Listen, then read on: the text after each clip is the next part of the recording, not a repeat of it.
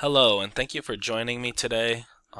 This presentation is about learner-centered teaching strategies for emergent bilinguals by myself, Patrick Hackett. Let's jump into it. Okay, so how does language comprehension impact learning? This is a point in the PowerPoint which I wanted to incorporate Nearpod open-ended question. However, Nearpod defeated me and I couldn't figure out how to incorporate that, so please just go ahead and either write down what you're thinking on in terms of this question or just ponder it in your mind for a little bit. I'll give you a second.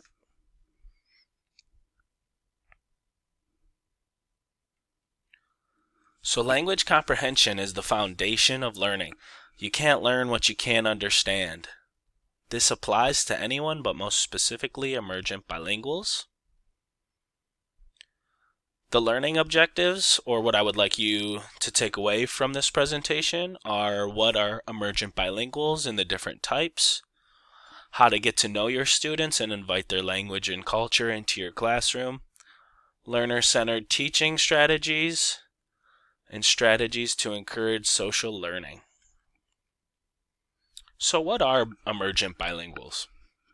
Emergent bilinguals are students that come to school speaking languages other than English. For example, the district I work in right now has a very large Spanish and Arabic emergent bilingual population. So I've been able to work with a lot of those types of students firsthand, which has been great experience for me.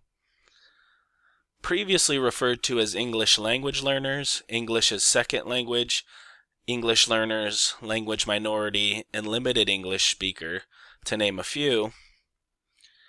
But why have we changed from English as a second language or English language learner to emergent bilinguals, and why should we change?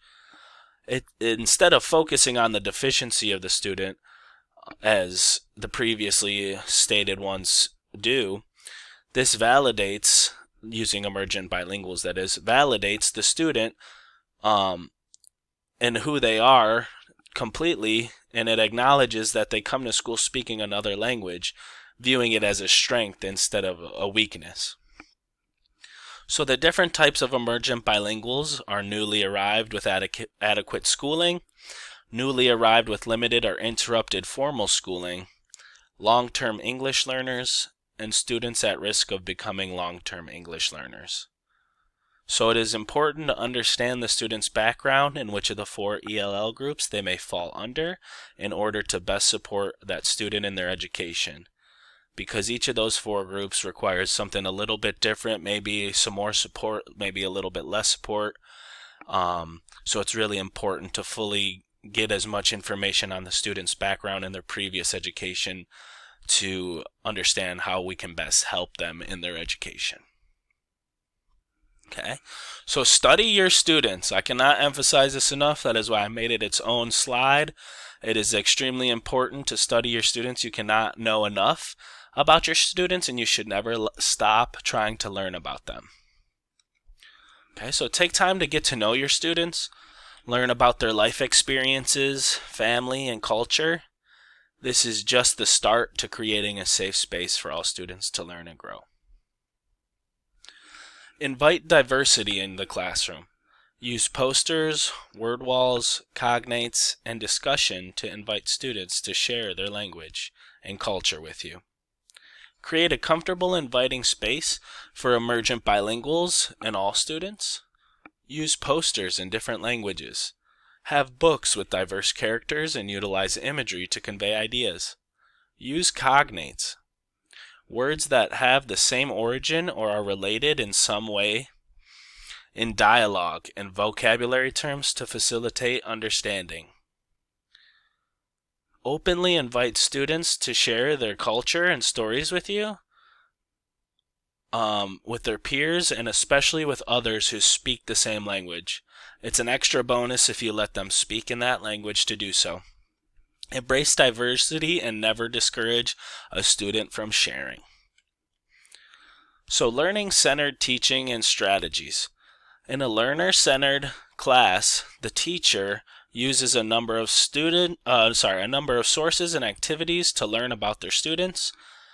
They learn about their students' family, cultural background, and experiences.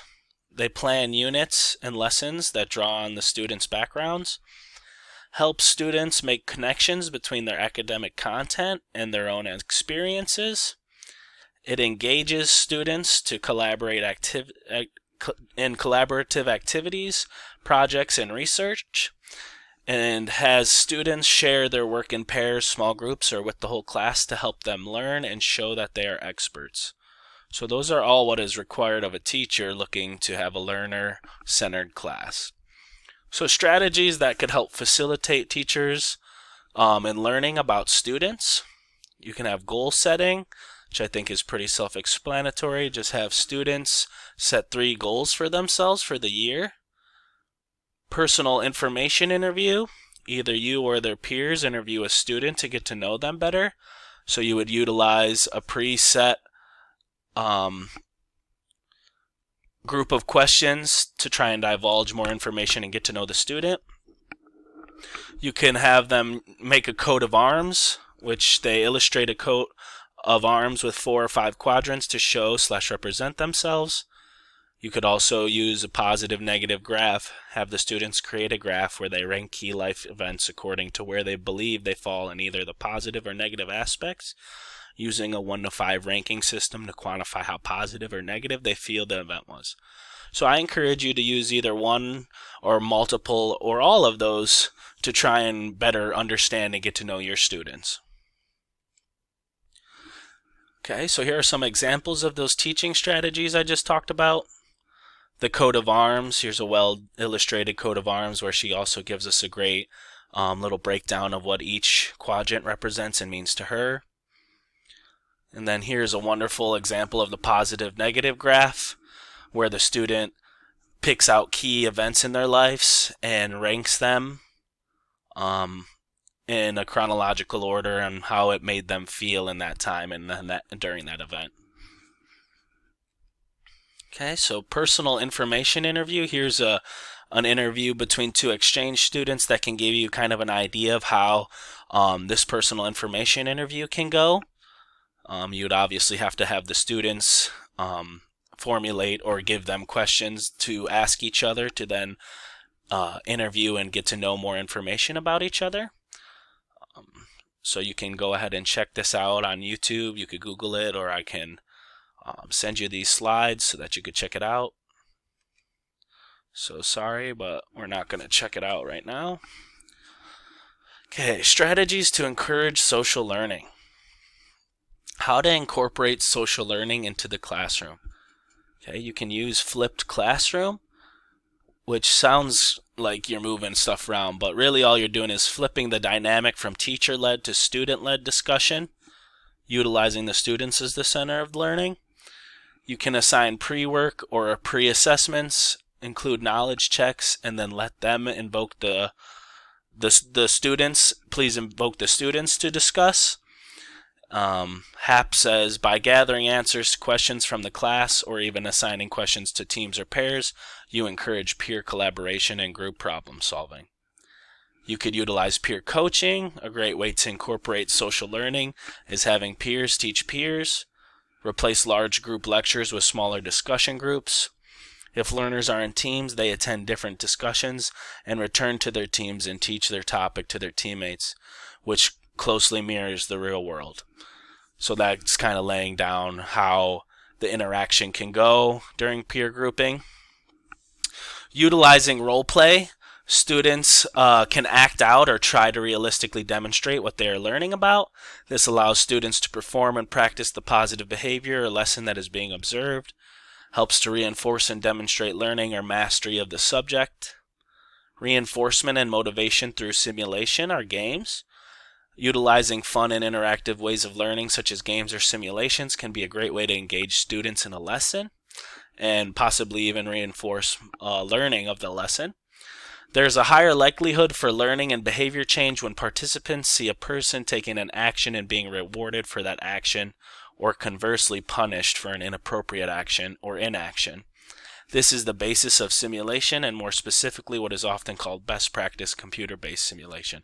So again, there's an example of how those can be utilized or what I'm trying to describe as an example of it. So in conclusion, you need to learn and understand the needs of emergent bilinguals. Find fun ways to get to know your students. Students should be the basis of all learning in the classroom. Teachers simply facilitate and support that learning and growth. And you should embrace and represent diversity in your classroom. Encourage collaboration and social learning. And as always, try your hardest and keep doing the best you can. Okay, so then these are my references that helped me create this PowerPoint. I appreciate you coming to check out the video. Thank you very much. And I hope you found it informative and helpful, and I hope you have a nice day. Thank you.